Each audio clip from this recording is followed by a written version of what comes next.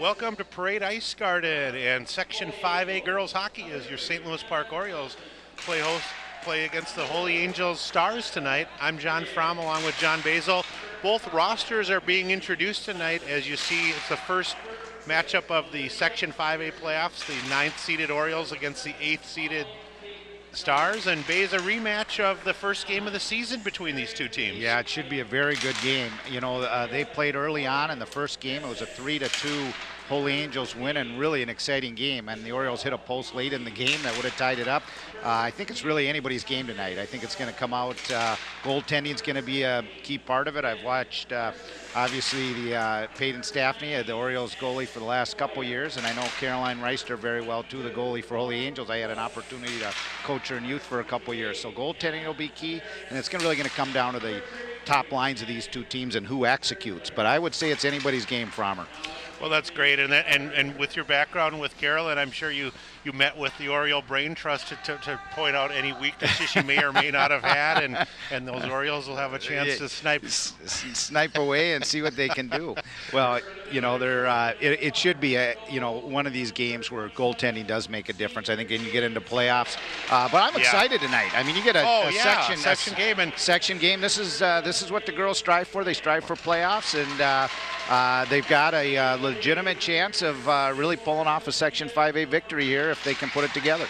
And for the Orioles, obviously going with the veteran Peyton Staffney, who's seen almost all the rubber all season, the senior. Leah Schrank out there along with Elena Basil, I believe Molly Arnson, Sophia Noreen. Is that Eva Rose as well? And is that Bridget Duffy, the last of? I think Bridget Duffy came out first. That's Molly Arnson coming out now, their center. So for the Orioles, their big first line unit. Obviously, Molly and Elena pacing the way with 15 and 12 goals, respectively.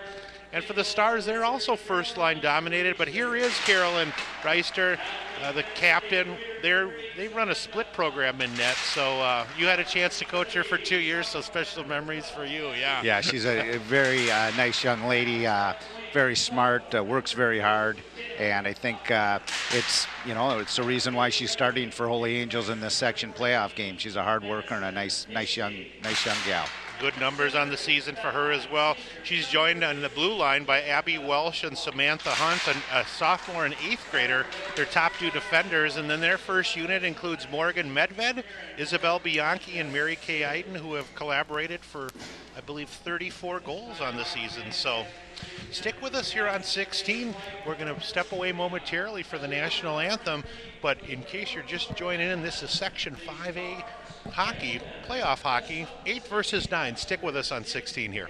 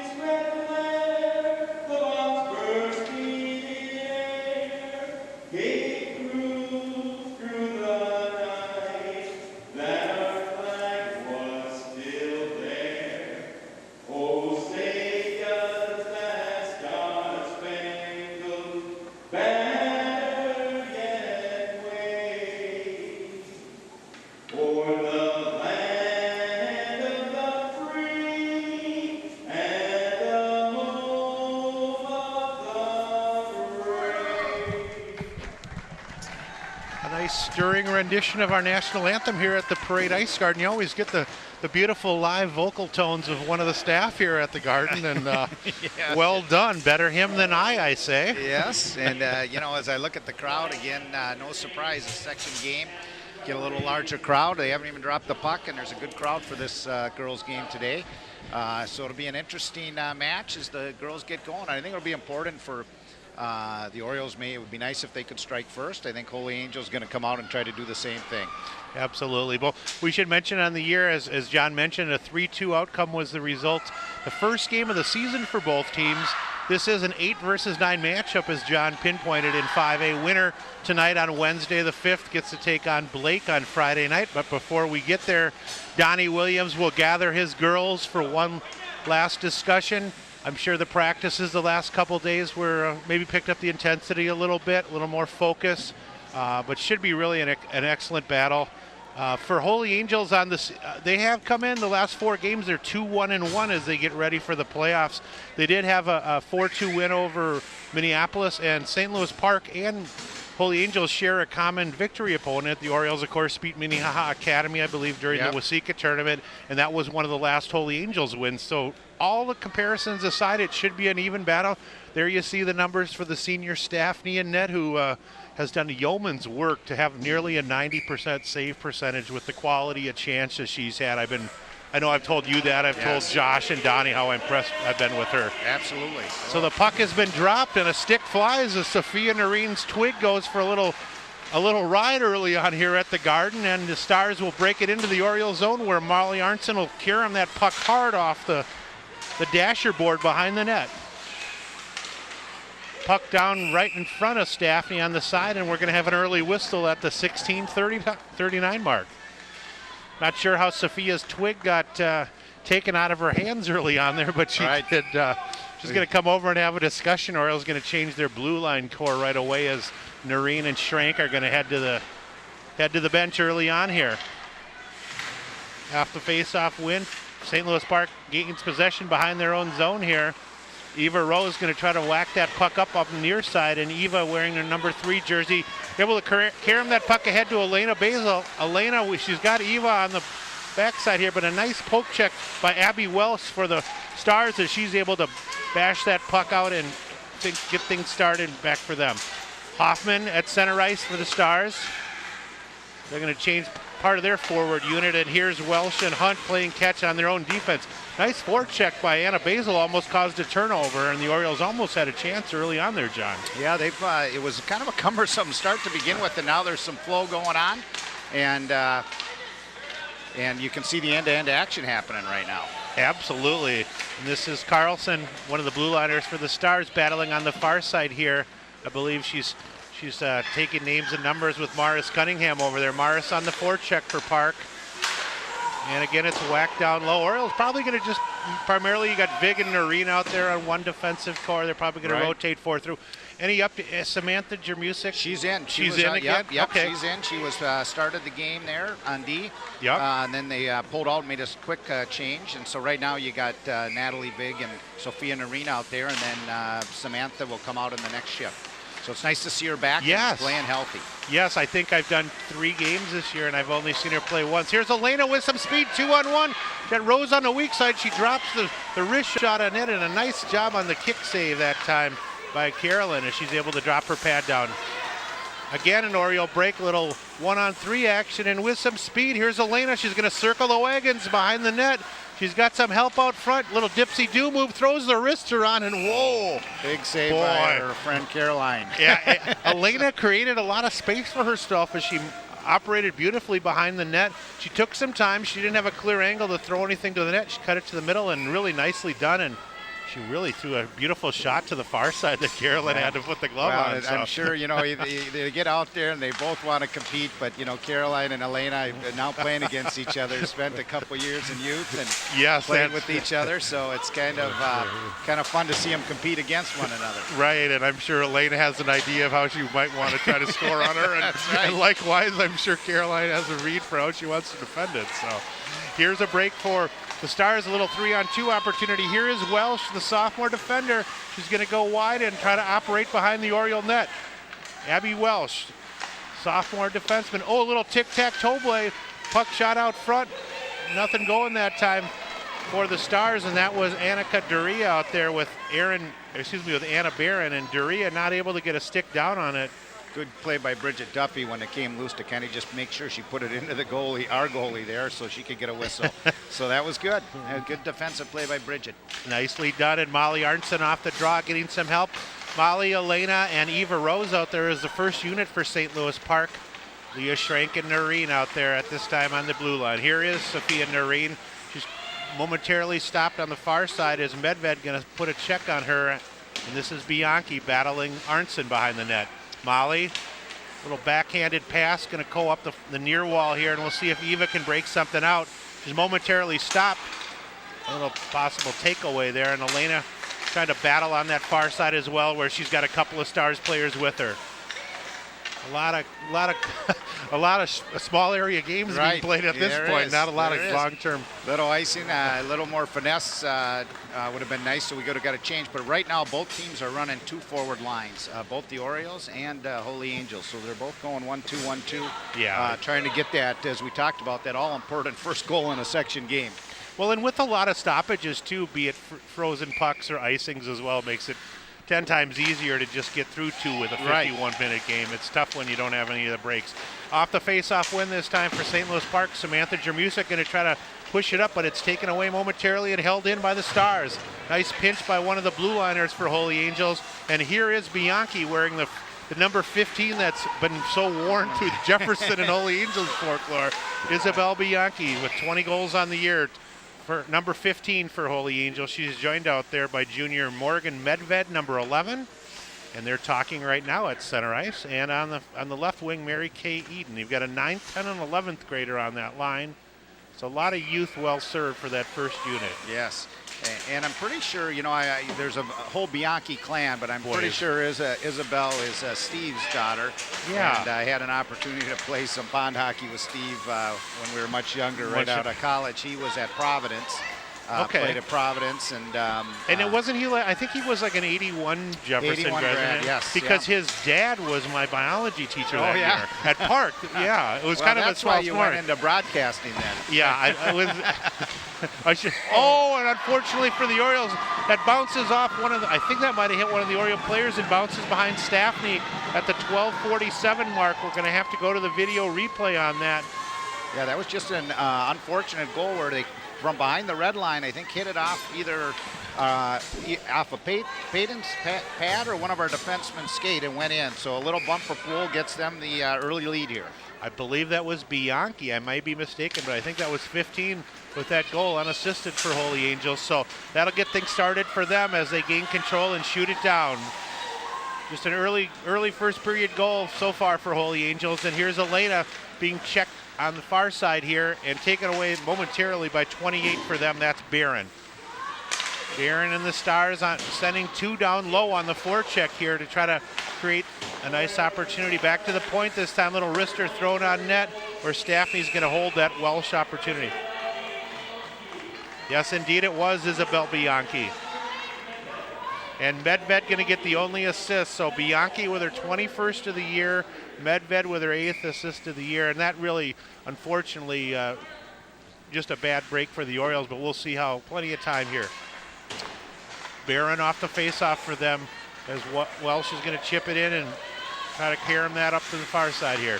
Here's Leah Schrank being checked momentarily off the puck.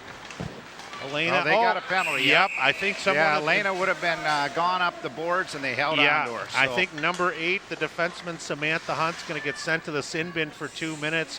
Just really just a nicely done by the referee on the far side to be able to see that that she impeded her progress just a little bit. So at the 12:04 mark, the Hunt minor is going to send St. Louis Park on the power play, where they have materialized 11 goals on the season.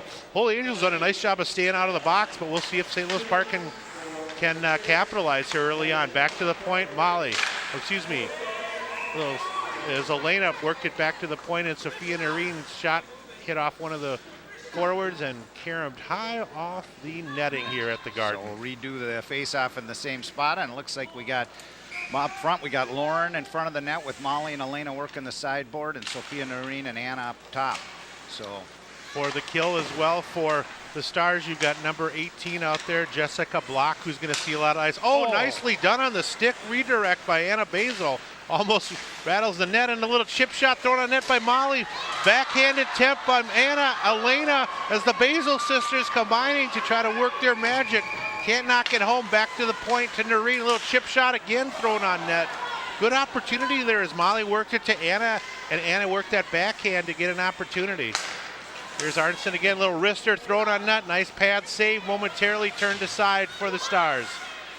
Good chances already on this power play. 1:10 remaining here early. Another takedown, one of the Oriole players taken down as Lauren Brune-Bryant battling on that near side here. Molly going to throw it to one point here where Elena just going to work a backhand pass to try to cycle it down low. Here is Brune-Bryant, the senior, behind her net. She's going to work a backhand pass over to Elena. Elena, top of the circle, up the umbrella. Here it is to Molly. A little wrister. Oh, nice drop pad. Was going wide, but nicely done by Molly. As a shot as well. Caroline is just doing a nice job. Oh, my gosh. They're getting just a ton of pressure here, and Caroline's been equal to the task. You always say your goaltender's the best penalty killer out there, and Caroline made at least 4 good saves. Here we go again. A little 2-on-2 here with the Basil sisters. Little drop pass to Molly. And beautifully done. On excellent work on the power play there. And right in front of us, Molly just point blank. But I tell you, the pass is what made that play. The Basil sisters, and here's Anna. She's going to drop pass. Molly's got some space to operate, and most importantly, Elena sets a nice screen. That's just that whole power play. All 5 of that unit just worked beautifully. Yeah, listen, Paul in the truck is saying way too many saves to even show. Yes. But, as well as Anna's beautiful pass and Molly having the space to launch that wrister, Elena, when she goes hard to the net, she totally impedes the vision of the goaltender. Yeah. Not a thing the goalie can do. And, you look at Lauren Brune-Bryant and her ability to work the puck back in. Sophia Noreen with a couple hard shots in that power play. Well-executed power play for the Orioles to bring this thing back to a tie game, which is really exciting. We expected a good game, 1-1 here in the first. So that is Molly Arnson going to get another goal on the season. That's her 16th for the senior. And Basil and Brune-Bryant, a little 2-on-1 break, as here's Bianchi with some speed, 15. Oh, and she tries to go top shelf. Did that hit off the high side of the shoulder or blocker that time? Yep. Wow, so nice. Nice recovery that time by Staffney as she's able to stop that break momentarily. Baker out there going to see a little ice along with Cunningham, and they're going to spin to the bench this time. Here is Jones, the senior blue liner, number 7 for them, and one of the captains going to shoot it in before she wheels off on a change, and the Orioles are going to take things the other way. Catherine Evans. First shift of the game. Yep, the freshman Evans wearing number 26 out there. As the Orioles are also going to, is that number 6, Alyssa Meredith out there as well. So getting a little spot duty for that third line unit. Catherine's been working hard all season as Meredith has, and Lauren Brune-Bryant going to add some senior leadership on the one wing as well there. So Alyssa been moving a little bit between forward and defense last part of the year too? She has, yes. They've been putting her up on forward now as they've gone to 4D with Samantha returning. Wow, that was a strange sequence as Carlson going to launch a slap shot that hit off something and bounced out front. Here's Barron just battling on the far side here with Duria. Oh, a takedown on a hard check that time by McGuire. And I don't know if, I guess the Orioles are going to get saddled. And here's a beautiful wrist shot and a beautiful save by Staffney in net as she absolutely robbed Maddie McGuire. But the Orioles are going to get saddled, I think wasn't it a delayed penalty or a little wrist or a hold, I believe here. At least the hand went up and Holy Angel still had the puck. So Donnie is going to get the information on who the young lady is that's going to be saddled for it. As they're still trying to talk through it here. Here's the save. I tell you, partial screen again, and McGuire. Nice save by Peyton. I don't know if Peyton can do anything better than that, but a beautiful wrist shot. And are we? Yeah, I guess it's on the Orioles. I didn't quite see that penalty. It was on Catherine Evans, I guess, and I didn't quite. There was some physical play along the boards, both on Catherine, and then there must have been something as the puck moved away where she held on to her. He called a holding, but I did not see it from. Well, she's got to fight for every scrap at that Evans table, so you can't blame the freshman Evans. Off the face-off win, a little puck shot on net, and nicely done with no rebound as the shot by Carlson from the point is held that time. So you're both the goalies are going to probably enjoy themselves. See enough pucks tonight, but not too overwhelming. So we should really have a back and forth battle. For the Orioles on the kill this time, little momentary break by Arnson, and she wisely chips it ahead to try to gain possession where she's going to battle Bianchi momentarily. Here is Welsh again, who moves up from defense to play forward on the power play. She's got some help this time with Iden. Follow that time. Nobody home on the redirect that time, but Iden had a great opportunity for the Stars, and Bianchi will operate in the corner this time, at the point. Her shot, little tic-tac-toe. I think we had a pool game going on there as I hit about 3 different sets of legs. As long as it goes wide, we're okay with that. Little attempt at a stuff shot is denied that time as Block not able to finish. 18 for the Stars. She's going to battle in the corner this time. Hastings also out there. Little turnaround on a 360 move by Iden, and we're going to have a whistle. That's okay. That's once in a while you want to do that as a goaltender. Yeah, it's something that you subtly, I can admit it now, Ryan's in college, you subtly, mentioned that was an option. There was an option, you couldn't do it too much, but you can do it once in a while, and, they let you get away with it maybe once a game. You did it more than that, and they'll call you on a delay. There's a nice block on the power penalty kill for the Orioles. Eva Rose with a nice step up, able to impede the shot of Bianchi from the point here. Little backdoor catch play here between Iden and Block. And here it is back to Bianchi, and she goes high. Boy, she really puts a lot behind that wrist shot.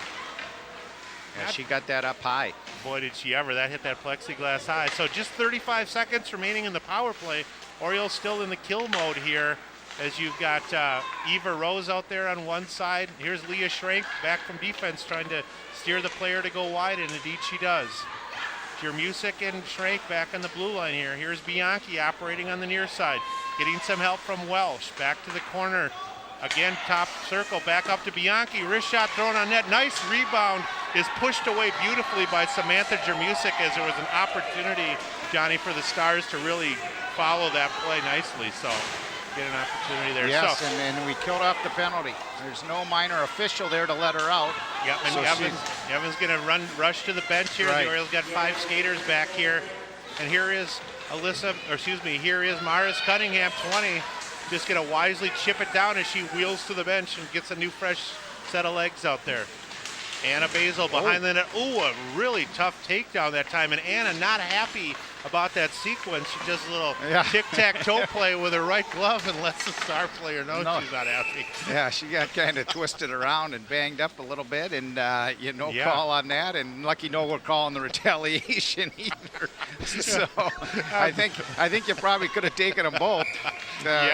Because it momentarily. For a second, I thought it might have been a checking from behind or an interference. But anyway, back to live action with 6 minutes remaining. We're knotted here. It's the 8 versus 9 matchup, first round of the Section 5A playoffs here on Channel 16. And here's a possible break for the Stars, but nicely done as Sophia Noreen going to gather in her own zone and just use the wrist shot to chip it up to Rose. Rose gets some help from her friends, and Molly with a 2-on-1 here. And the official in the way. And you can see the voices of frustration on the Orioles sideline as Molly had a 2-on-1. Yeah, she did. And they've got I can understand that frustration because he was capable of getting out of the way. You could have seen it coming. Yeah, he could have used that penalty board area. So here's a takeaway at center ice for the Stars this time. And here's that block Hastings and Hoffman line. And here is Hoffman going to chip it high.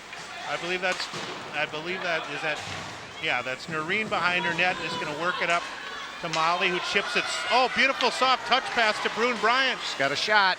She's on her own, but she got it high and nicely done by Lauren Brune Bryant. She's got a heck of a shot, too. So I thought, if she could have labeled that, and she put a nice shot. It was a nice shot, stop by Carolyn Reister there. Yeah, it really was. Yeah. Interested to see the shots at the end of the period. Both teams had plenty of chances. Absolutely. So 4:45 remaining as the Orioles are going to apply a little forecheck pressure, but Bridget Duffy going to stop that right at center ice and dump it back down again for the Orioles. Sending 2 aggressively on the forecheck, John, and there's a nice pinch by Jermusic on the one left defense position, going to hold it in. Yeah, getting some nice support by Arnson as well from her center spot. So Duffy and Jermusic out there, and that puck is rattled into the scorekeeper's area, and we're going to have a break here. That should bring a face-off inside the zone. And here's where draws are important late in the season, especially. Molly can win this draw, bring it back, control a D-to-D, and maybe get a shot and a tip. So every face-off becomes important when you get to playoff hockey. Yeah, absolutely. Here's the Arnson, Elena, and Eva line out there. And Bridget Duffy along with Lee on defense. Little 2-on-1 and Nicely back done check. with, beautiful back check by Molly with her speed able to get there. Here's Elena on the far side. Momentarily stopped her forward progression by one of the forechecks for one of the Stars players. I believe that was Anderson on the forecheck. Rattled around the near side, and Rose going to have to pinch down to try to break that out for Park. Duffy nicely as well from her right D spot. Just going to kick it along there as she tries to get some help as 4 players are battling hard down there, not exchanging a lot of pleasantries. Oh, a little tic-tac-toe play. Nobody home that tie. And a nice job holding that time by 16 Carlson. And this is shot out front where it's thrown on net again this time by Iden in front here. Iden, Bianchi, and Medved, that forward unit for them, as we mentioned, that first line gets a lot of ice for them. And it'll be interesting how Donnie, as the game goes on, make sure to match his first unit against them. So. Yes. You know, and then one other thing. I saw a hand go up. I'm not sure what happened there either. Yeah, I don't know if one of the players from Holy Angels played it, illegally with their hand in the offensive zone. Or high stick. High stick. Yeah. There you see nice camera work again tonight by our staff as a puck nicely pushed aside by Peyton. Catherine Evans, her unit out there again on the face-off win. Catherine going to try to, nope, she momentarily had an angle to chip it to her partner, Noreen. And here's Alexa Baker out there as well for St. Louis Park. Evans going to do some back checking, and here's Samantha Jermusic, the junior blue liner. I guess going to get back quickly and make sure she breaks it out. Puck shot into Evans midsection. That's going to cause an offside that time. Yep. Yeah, a lot of bloodlines. We didn't really talk about that, but Samantha Jermusic's older brother Frank, of course, played defense for Park last year. Catherine Evans' older brother Matt played hockey for Park. The Basil sisters are going to be followed in a year or two by a Bantam A phenom named Willie Basil and some of the other Bantam. How'd the Bantam A game go last night? They beat Orono 3-1. Wow. I did not see it. I was traveling, but I came back into town today, Farmer. But I heard they had a nice game, and again, it's nice to see them get another win. They've had a great season, and really all our youth teams have. But it was I heard a very intense game against Orono, and they really did in the third period. I think they scored all 3 of their goals in the third period. Did they really? Yeah, they were down 1-0. Well, they've had great success against other teams that come, not only our district opponents, but come high school, section opponents in the Mound, the Delanos, the Oronos. Those are all teams in our section. So good work. And I also heard the Bantam B1s just had a nice tournament win as well. So that's something we're going to hopefully be able to get some more information on. I had Jermusic going to try to hold it in from her D spot. They're flying a wing. Yep, nicely done as Jermusic pinched up. Lauren Brune Bryant supported her and went back to play left D for the Orioles there. It's very important. Leah Schrank going to chip it up to Anna, who uses the backhand beautifully and dumps it down before they wheel off for another change. Just a little over 2 minutes remaining here in the first period. And here's Elena with some speed, a little dipsy-do move. She's going to go hot top shelf. She follows her own shot attempt, follows it back to Molly, whose shot, it hits off a stick and goes behind the net. Nice set of moves that time by Elena. What? Yeah, they've had opportunities, haven't they? Yeah, they really have. Caroline, her old friend, has had her number. Well, here's Bianchi off the pass from Iden. Oh, and Bianchi, I don't know if that hit part of the crossbar or that hit the shoulder, but she's denied, and she's going to peel off as Welsh going to start the offense again for Holy Angels. Some speed in the offensive zone for them with Medved. Medved getting some help from Block. Block throws it out front. Just momentarily an opportunity for them, but Schrank going to deny that and wisely chip it ahead for the Orioles. Just over a minute remaining in the first period here. A little collision at center ice, and number 14 for them. Number 14 pays the price as she goes crashing to the ice for the Stars. Welsh out there with Ryan and Hunt, and here is Hunt, number 8 for the Stars, going to have to regroup behind her own net. Little stop and go move as she's being harassed by Anna on the forecheck. Anna and Hunt battling on the near side here. And it looks like Sophia Noreen also kicks it down, but Hunt going to try to redirect that and walk it up the far side. Little step up causes an Oriole opportunity with just 30 seconds remaining in the first period. Another nice hold again by Brune Bryan, and wisely she throws it on net. And wisely Caroline puts the glove on that and stops that. So 26 seconds left in this first period, and we'll Look see how this. Yeah, that Oh, was. boy. Yep. And Caroline did a nice job. Just maybe another 6 inches up. Elena maybe could have got it in the webbing there. Yeah, with just 25 seconds, Orioles win the faceoff. Here's Arnson. She's going to throw it again on net, followed by Elena, and a second follow back in front. Boy, 3 beautiful opportunities. Fun to watch. You can see really. a little frustration from Elena because I think she had it. I thought she had it on the rebound, but Caroline has just been shutting her down. Boy, what an evenly played game. And Coach John Dundor of the Stars knew it would be. He's a 40-year veteran of the coaching ranks for Holy Angels, who also coaches the girls golf team over there, and he knew this was going to be a close-fought game. Oh, another shot thrown on net with speed and strength by Noreen, and the glove goes high. And Caroline, and by the way, I should let you know, you'll enjoy knowing this. When I talked to Coach Dundar yesterday, he made a point to mention that Caroline Reister has been accepted at Notre Dame and Boston College. She's not necessarily going to play hockey in college. She hasn't decided, but she must be a near 4.0 student, so good for her. And that'll wind it down at the end of the first period here, and we had a lot of excitement, a lot of shots on both sides as you take at the Noreen snapshot that ended the period that just missed the post.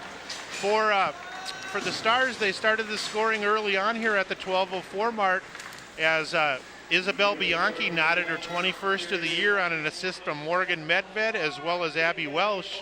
A couple of penalties early on didn't materialize in anything until Molly Arnson on a beautiful tic-tac-toe play as Lauren Brune-Bryant spaced it out to Anna Basil, whose nice drop pass went to Molly, and Molly tied it up at the 10:30 mark. Yeah, and Farmer, I think that's everything we expected in that period. Yeah.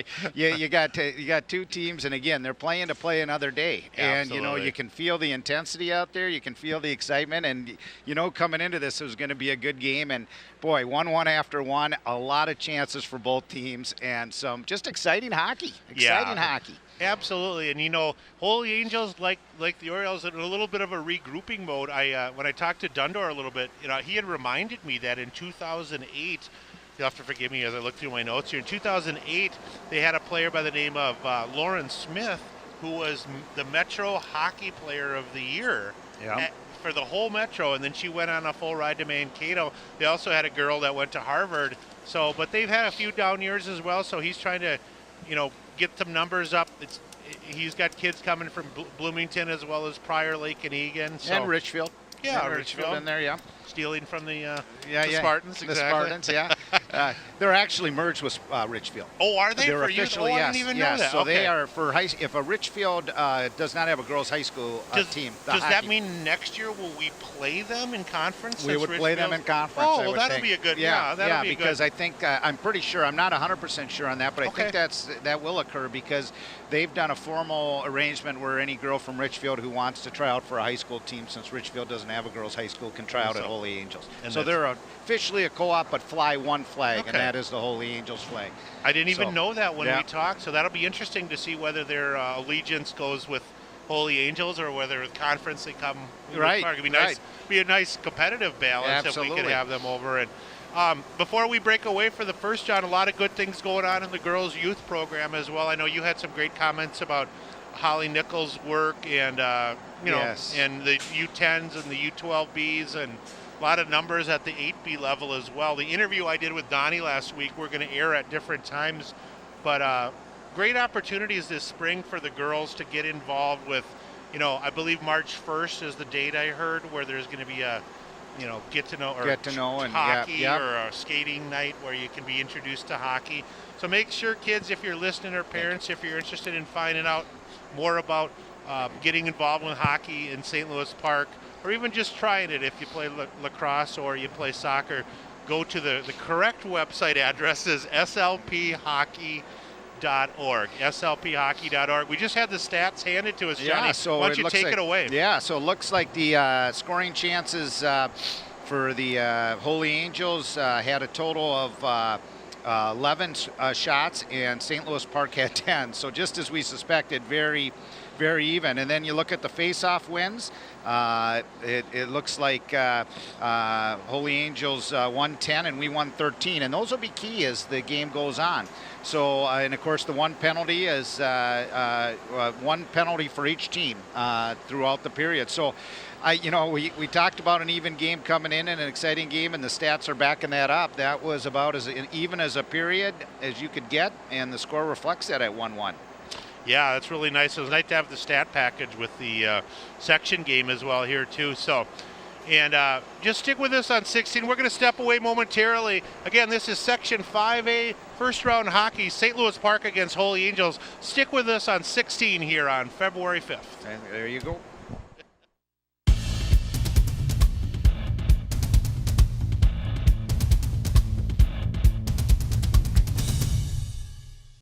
Hi, I'm Betty White, and I'd like you to meet my friend here. This is Red. He's a puppy with a very special job to do, to be a guide dog for someone who is blind. Together they'll travel the world in safety and with confidence. Guide dogs for the blind provide their services free of charge, thanks to the generosity of people like you. Please visit guidedogs.com to learn how to help today.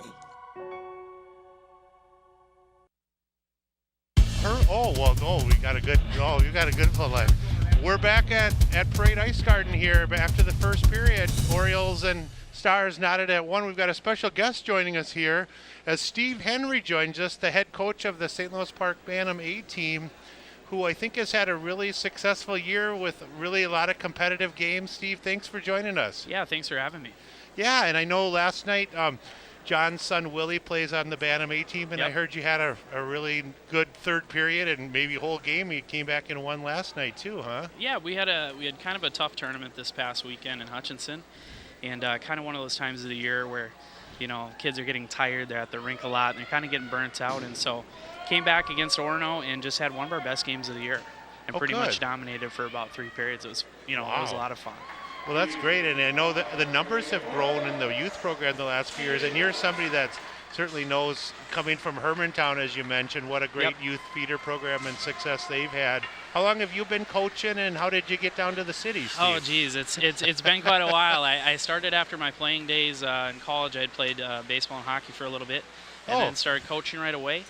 And when I was up there, I coached, basically every level at Hermantown, and then I coached a little bit of high school in Duluth with a couple friends. And then it's just, it's tough to find a job up there after college. So got pulled down to the cities and started coaching over actually in Minnetonka, doing Bantams with a couple friends. Oh, okay. Hockey circles are pretty tight, so you know everybody. And yeah, exactly. And the same thing happened at St. Louis Park. I had a friend that said, hey, you got to come over and coach with me. You'll love the culture. It's a lot like Hermantown. And I said, I'd love to. And ever since then, it's been a great thing. Great. And where did you play baseball and hockey in college at? St. Scholastica. Oh, sure. Great. Yeah, I've got a good friend who played baseball up there, too. Class of 99, I guess. So, okay, what was the name of it? Adam Barta. Yeah, I'm actually Do you know Adam? Oh, very good, and I work with him in the summers at Baseball Academy. Yeah, sure. Academy. My older boy went through him, and I work part-time for him, too. Oh, that's kind of a... So you played a... Well, good, and just feel free to give a shout-out to anything upcoming. I know you got, districts coming up and stuff, and... You had a tie around the holidays against, I heard, Edina, and a good win against Mound. And yeah, it seems like when we play some of the higher end teams, we've really rose to the occasion, and it's really nice to see, and especially the culture and everything's kind of changing at St. Louis Park. Where those are the type of games we can still be in, and and win those games. And has it been? Do you think it's been a good move too the last few years with the going to the 20, 30 teams that are now quote unquote like AA for Bantams, and then but just the really really big associations, and then and I think it does. I think it does both groups well, and I think especially for the AA teams, it makes them better too if they're playing that AA schedule. Right. Just because sometimes when it's a 10-0 game, it's not always really benefiting both teams. You know what I'm saying? And even though the team wins 10-0, it's not necessarily doing much for their development. Right. And I think it also it's a lot more fun for the kids, and it kind of gives them that sense of accomplishment too as well. And it's the same high school format, so when they go up there, they've already got kind of a taste of what it's like. Well, that's great. And I know at school, programs like Osseo Maple Grove or Edina or White Bear Lake, when they used to just have one Bantam A team and 6 or 7 B1s or B2s or Cs. A lot of good kids are not playing. We weren't playing Bantam A that would be playing anywhere else, right? And that's kind of the thing with some of those bigger schools is, it's kind of cutthroat, and there, there's a lot of competition there, and that's the one thing to say about when with some of the smaller schools is there's kind of a unique opportunity for a lot of kids to keep playing hockey. Yeah. For some of the bigger programs, your season might be done after Bantams. Right. And you may not get that high school experience, and it truly is, it's a lot of great memories, and it's a very special event. Yeah, that's great. Well, and we want to encourage all the fans watching tonight or even tomorrow when the boys hockey game against Kennedy's on. If you want to come and watch Steve's team and watch some of the future Park players at tomorrow, and there certainly are a lot, make sure you go to the website for the association, which I believe is slphockey.org. Yep, exactly. And then you can click on Bantam A or Bantam B1 or B2, and I heard the Bantam B1s had a tournament win the weekend too. So. Yeah, and this Saturday we played my alma mater in Hermantown. Oh, you're kidding!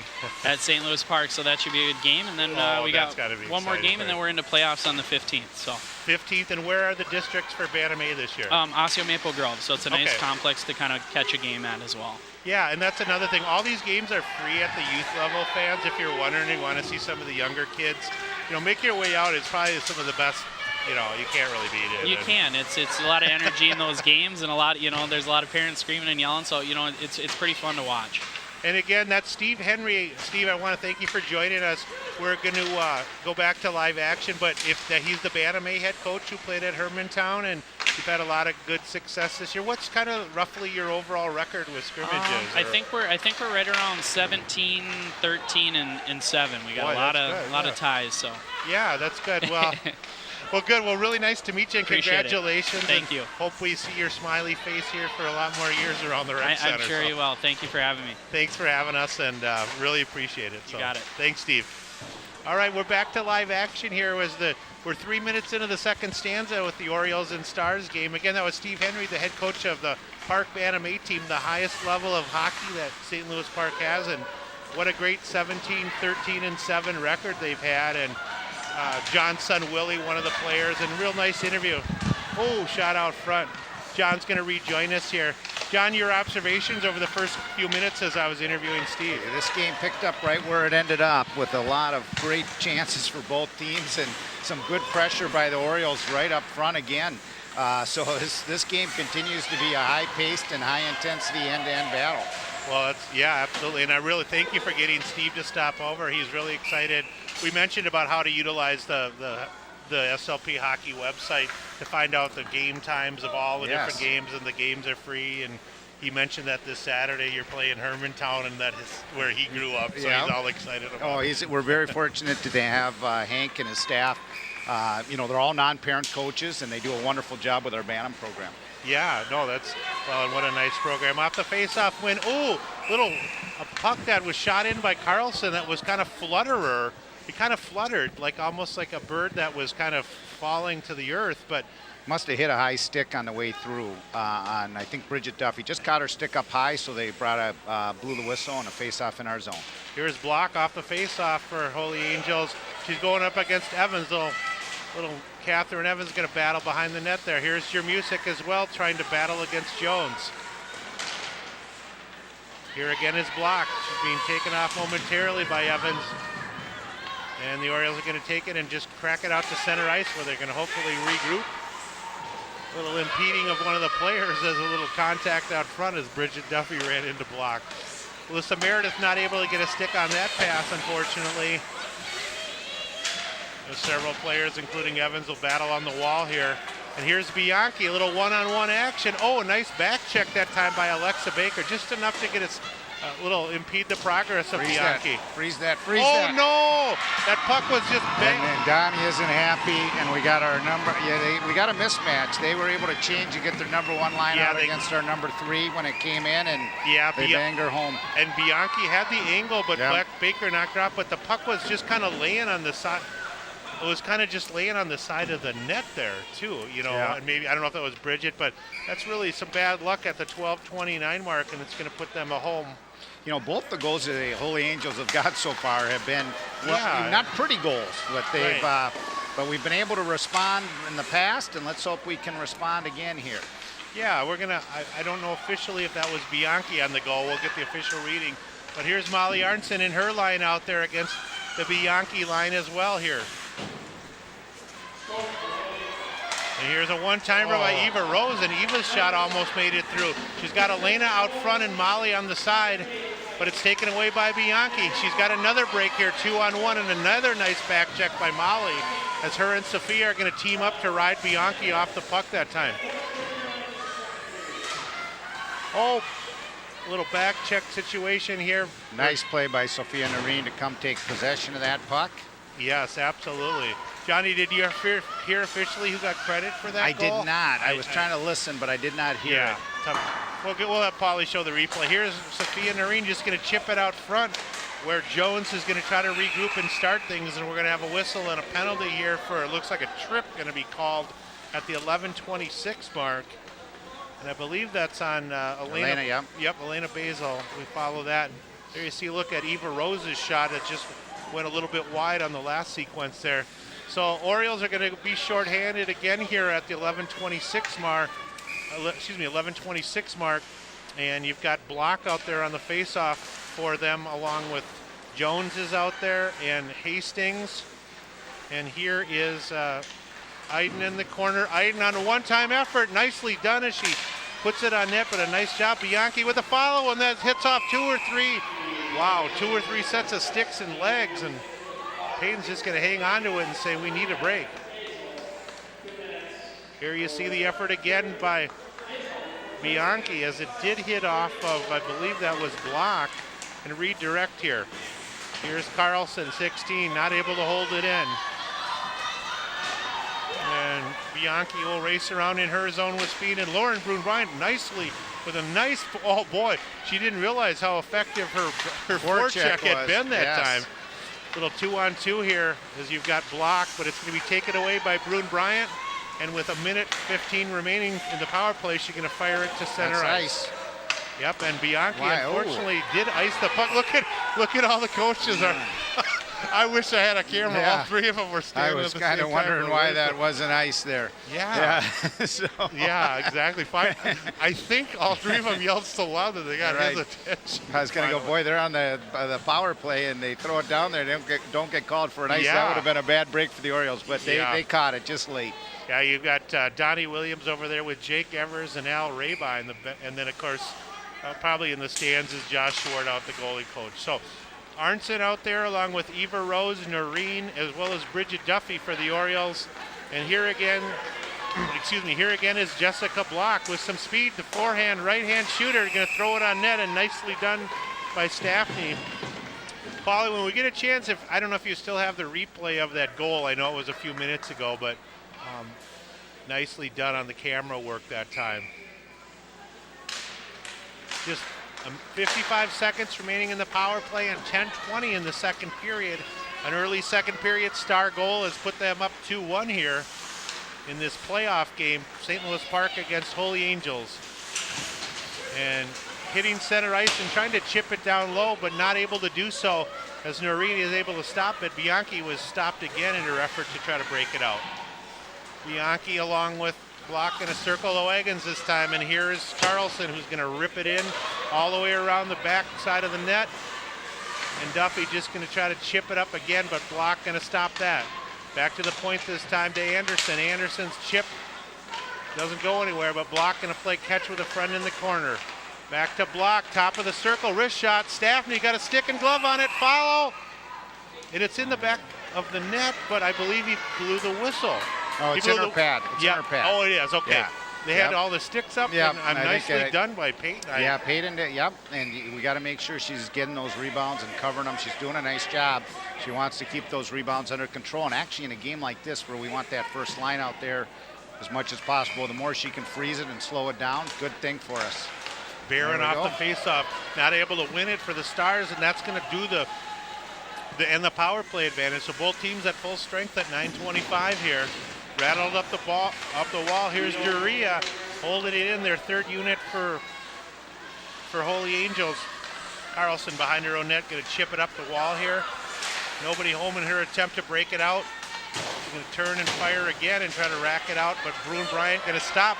And on a wrister, it's chipped high, bouncing puck. Nobody home, bodies out front. Elena going to follow as well.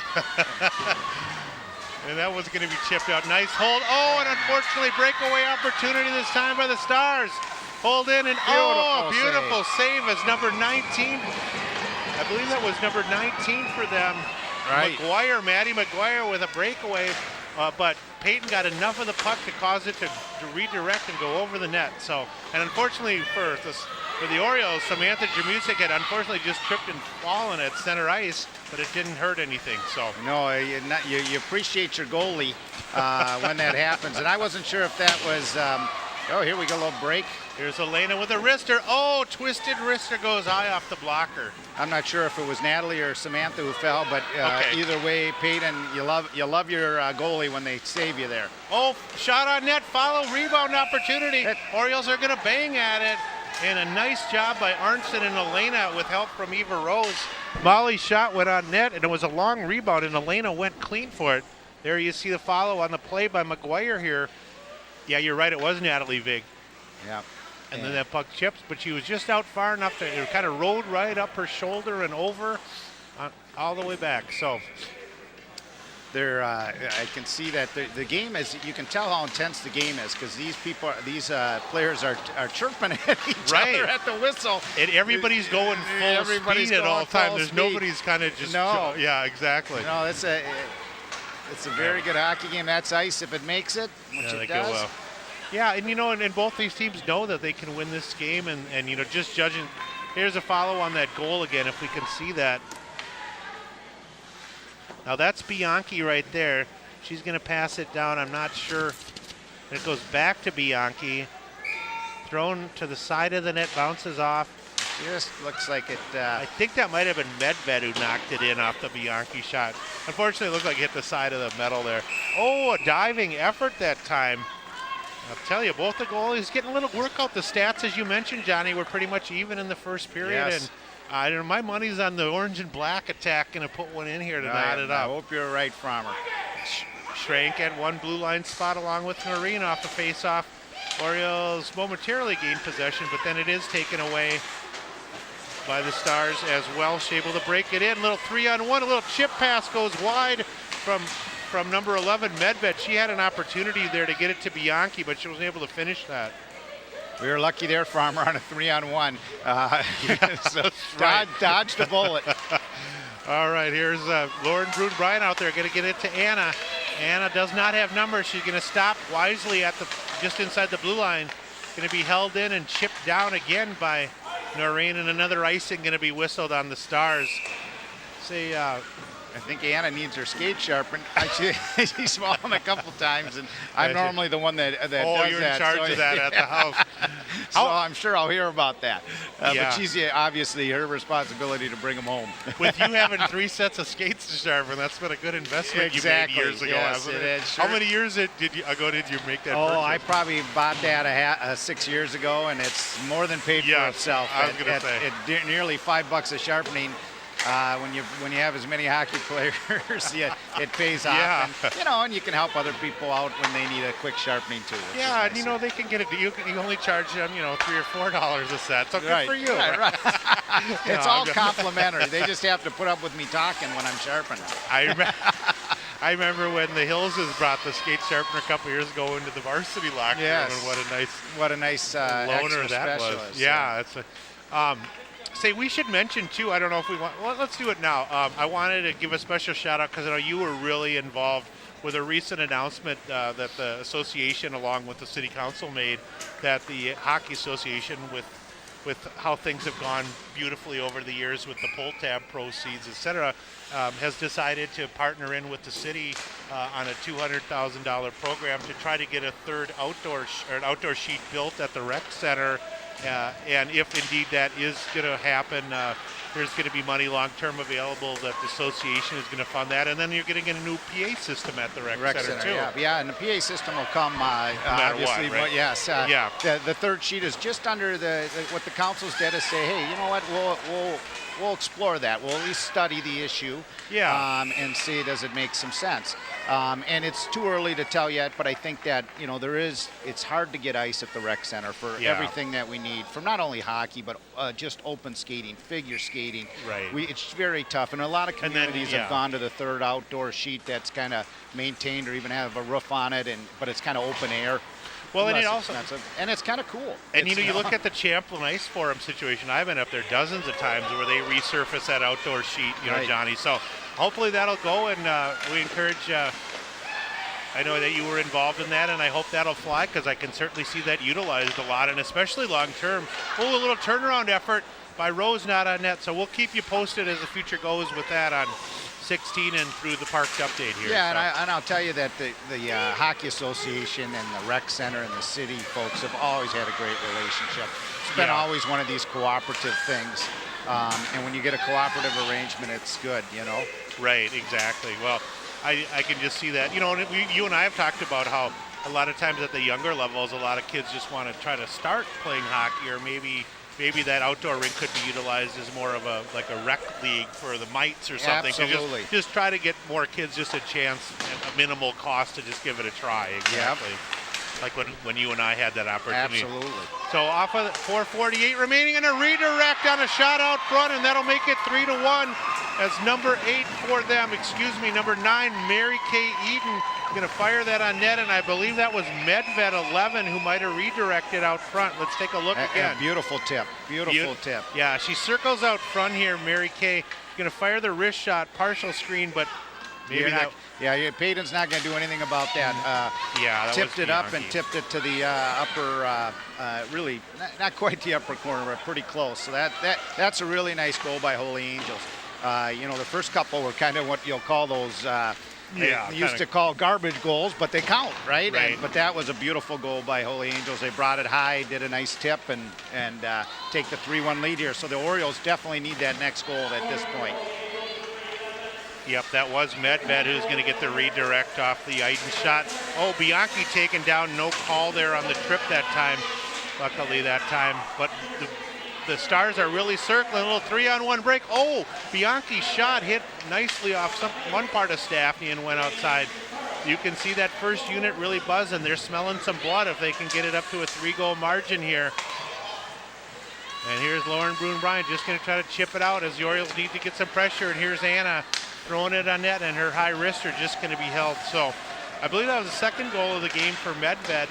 And with just under 4 minutes remaining, here's another possible break. Here's Medved, a little one-on-one, but Molly going to put the halt on that as she uses her lightning-fast speed to check her off the puck. Isn't that something special? Molly's speed, just beautiful. She really does. We talked a lot about her on Senior Net, how she really does have such great skills, and it'll be interesting to see what she chooses to do hockey-wise if she continues to play, because she certainly could at the next level. Yep. For the Orioles, here is Natalie Vig just going to chop it on in. Little battle on the wall there as Hunt for the Stars goes up against Elena. Elena going to take it away just like she takes away Willie's food at the dinner table, but she's not able to get some help, but Noreen going to hold it in and chip it. Here's Eva Rose, nice backhand pass to Elena. She's really a smooth operator out there, Johnny. I've seen enough of her over the years, but she's got those subtle moves too. Yeah. Back to the point again. Here's Sophia just chipping it off the plexiglass down low. The Orioles going to finish the change. Oh, thrown out front, but nobody home that time, and Carlson going to start it the other way for the Stars. Stars going to finish their change as well, and this is Hunt going to rattle it up the wall, but not able to make an angle that time. And Brune-Bryant trying to play catch behind the net. Lauren going to take Hunt off the puck, and I believe the net is off its moorings that time. Good aggressive forecheck by Lauren that time, but she's not able to finish here. That was good work by the second line for the Orioles coming out, and really some strength there. Yep, yeah. Good forecheck, and just going back and forth with the first and second units for each team. Here's Cunningham on the draw again. Morris not able to quite win that one as it's taken away. Music pinches up, but she's not able to hold for the Orioles that time. Great back check by Lauren Brune-Bryant there. He does a really nice job filling the roles when the defenders pinch in. Yes, both her and Molly, just wonderful. Yeah. And they got the speed. They got the speed and the strength to do it. Yep. That's pretty you think of it as basic hockey, but a lot of forwards are so focused on their offensive zone. The right, check, right. They're not paying enough They don't like attention. to come back past the center ice line, you know. Yes, exactly. That was a problem. Oh, nice try by Anna to try to chip it out that time, but unfortunately Jones able to hold it in for the Stars. A little chip action again up the far wall. Nobody home as the O's try to break it out again. Little battle on the wall there. I like the intensity by Morris Cunningham as she was getting a little frustrated, and she let the Stars player know it. This is a very, very physical game right now because they're battling hard. Good intensity. That block unit's done a great job as they've been able to change the defenders off their unit here, but keep the puck in the Orioles zone here. Lauren has it stuck in her skates, unfortunately, but they're able to break it to center ice, and Anna's going to throw it down, and it hits off a Stars player. No icing going to be whistled, though. Again, here's Carlson just going to chip it up. Oh, Carlson impeding the progress of Elena. Possible interference infraction, not whistled. Here's Elena again, little 1-on-2. Got help from Molly as their group tie, but she wisely cycles it all the way on the far side to Rose. Rose just going to chip it out front. Nobody home for the Orioles. And here is, I believe that's Bianchi with some speed, has it taken away. Fun to watch Bianchi and Arnson go at it out there when they're on the same ice together, I think, at their center spots. Here is Bianchi. Bianchi's progress impeded beautifully, and a nice job by Leah Schrank to just subtly hold the stick as well to make sure she can get through. Bianchi again. Here, oh no, right up the gut, thrown on net beautifully.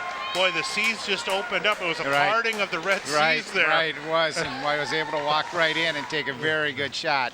So, yep, you had one goal right, one goal left. And that's a tough thing for the defenseman, too, because she's got, it would have been a 2-on-1 if she leaves her player, but when Bianchi's coming right at you, I'm going at Bianchi, I think. I'm going to try to make sure she has to give the puck up.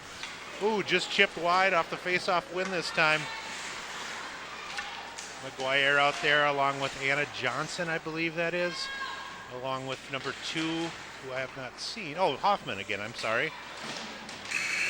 And that'll do it for the second stanza as we were 1-1 after one period, and a goal from, a couple of goals from, or a goal from Medved and a goal from Bianchi in the second period as that first unit adds to their total. The second goal especially that put them ahead 2-1, really, I know Donnie and Peyton and the crew aren't going to be happy with that, because it hit off the back side of the net and was kind of just sitting down there and couldn't get a stick on it. But the third goal was a thing of beauty. Right. We have Noah Fortmeyer with us in just a minute here from the captain from the boys' side.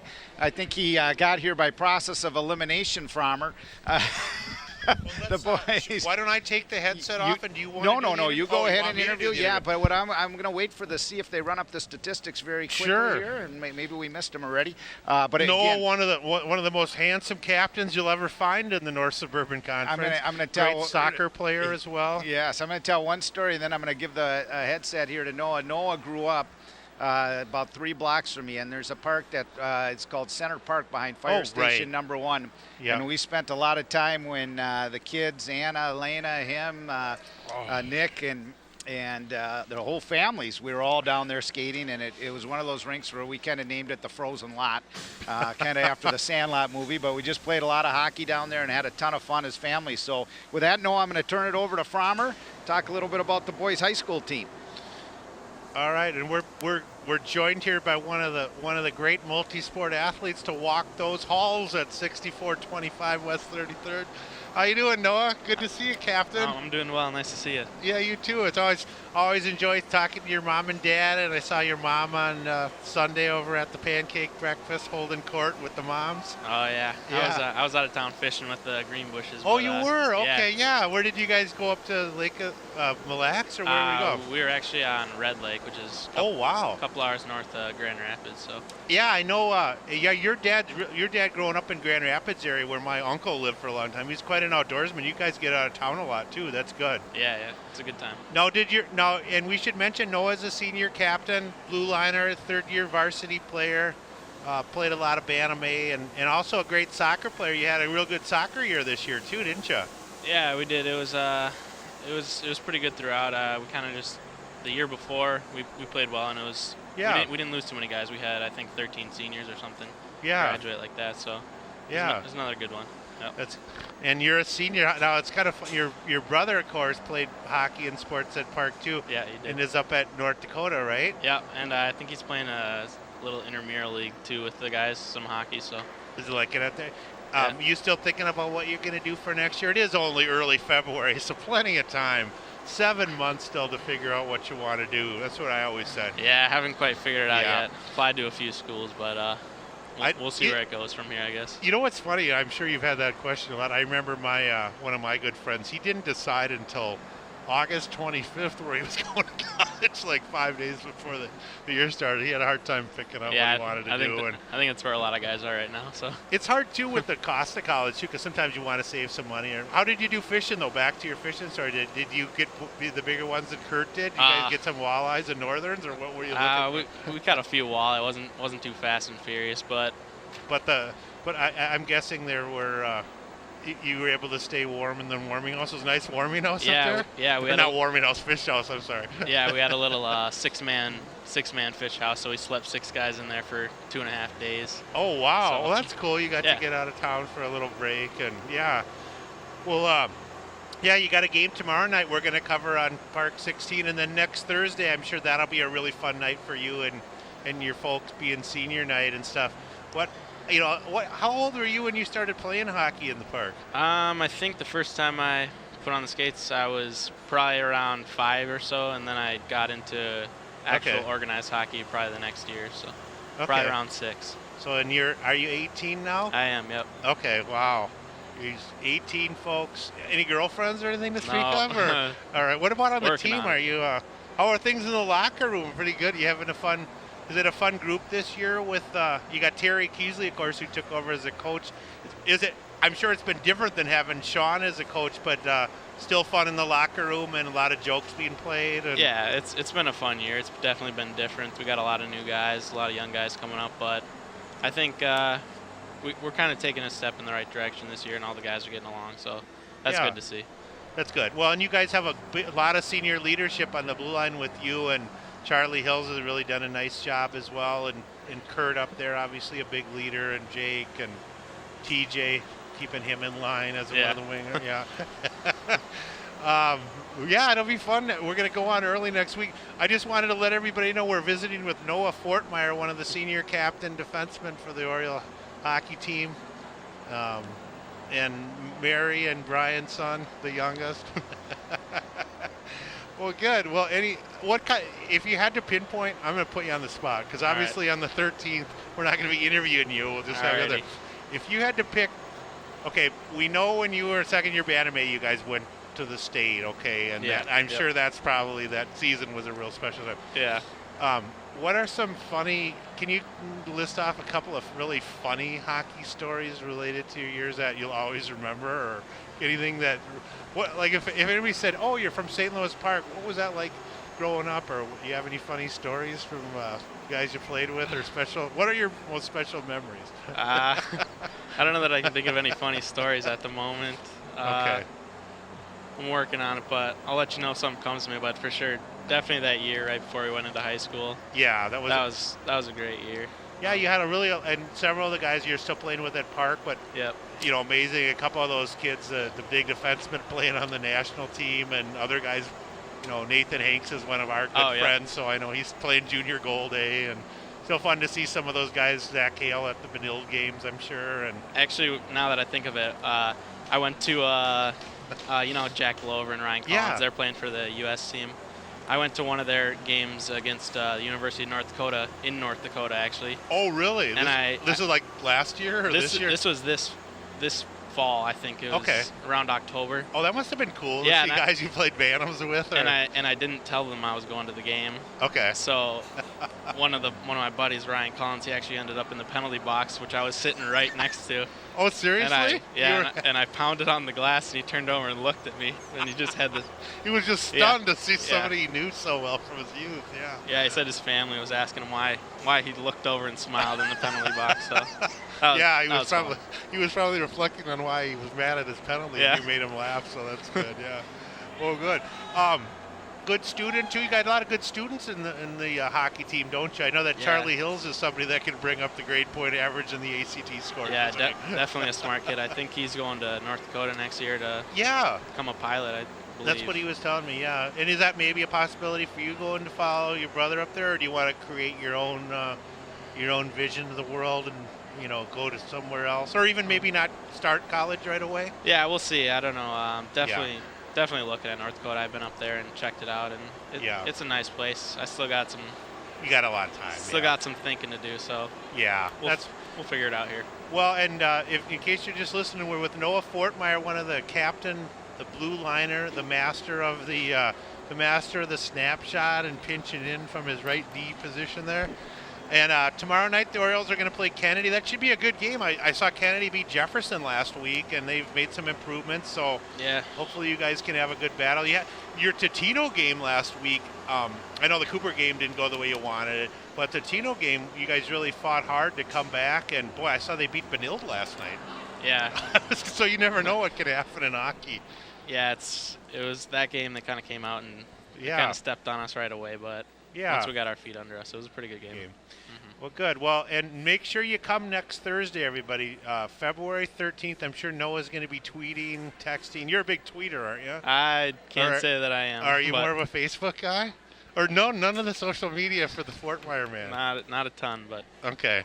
Well, make sure you come on out the 13th and also support the, if the girls hockey team can come back tonight. Did Donnie Williams ask you to come down to the locker room and give him a speech or anything? No. Or any of the guys, Lucas Savage, to get the girls fired up to get a few in the third here? No, I think they're doing a good job though. They've been putting them on the net and a few unlucky breaks there, but it'll happen if they keep working this period. You guys got a good relationship, the boys hockey team with the girls team, in terms of, obviously a lot of times the games are on the same nights, but in terms of just friendliness and respecting the fact that you're all busting your butt in practice. And I think it's pretty good. As you can see, there's a lot of the guys over there in the student section are actually. Yeah. We just packed up after practice and head on over and. Yeah, I see. I know they do the same for us. So. What's the deal with the cutout over there? That's a life-size cutout. Is that of Kurt? That's of Anna Basil, I think. Is it really? Yeah. I don't know if we can get a close-up. I don't know if you're able to do that, of a cutout of the life-size cutout of the girl player over there. That's an Anna Basil face. We got to do that for you, John. You're not even here to defend yourself, but. Now, is there a story with that, or? I'm not sure. I think Allie Simonet actually put that together before she came over here. Well, there you see Lucas Savage and Charlie Hills and T.J. Remper. Yep. Boy, that's got to be, she's going to have to maybe sign that when her career ends or something. She's getting put down by herself down there. Oh, she's fallen. She's fallen and she can't get up, so. Well, anything you want to share with us before we step away? Just come next Thursday, right, for senior night, and then sections will start the week after that. They'll be here at Parade, and I know this is a nice building to watch some hockey in. I've played a lot of games here before, so it's with your got a lot of memories here. Well, that's Noah Fortmeyer, one of the captains of the boys hockey team. Thanks for joining us, Noah. And thanks, John. Appreciate it. Take good care of our Anna cutout over there. Want to thank the video crew for getting a shot of that. And she's very lonely over there, so okay. All right, thank you. Thanks again, Noah. Yep. All right, that was Noah Fortmeyer again joining us, giving us the lowdown on the boys hockey season. They've got a home game tomorrow on the 6th as well as the 13th. Officially, it was Mary Kate Iden officially who got the second goal to put the Stars ahead, and that was an assist from Morgan Medved, and then it was Medved, as we had mentioned, who got the assist from Iden and Carlson. So the first unit for the Stars got all 3 goals. Had a nice visit with Noah, and there was a nice job by our camera crew under my direction to focus on the cutout over there, which I understand is related to your daughter. She's very lonely right now, and we talked to Noah about making sure somebody goes over there to console her. Yeah, they're having a little fun. And you know what? I tell you, I don't know if I mentioned this in the second, but what a turnout tonight for support of this girls hockey program. Yeah. All the boys are here from the boys varsity and JV. It's just wonderful to see a ton of youth kids here.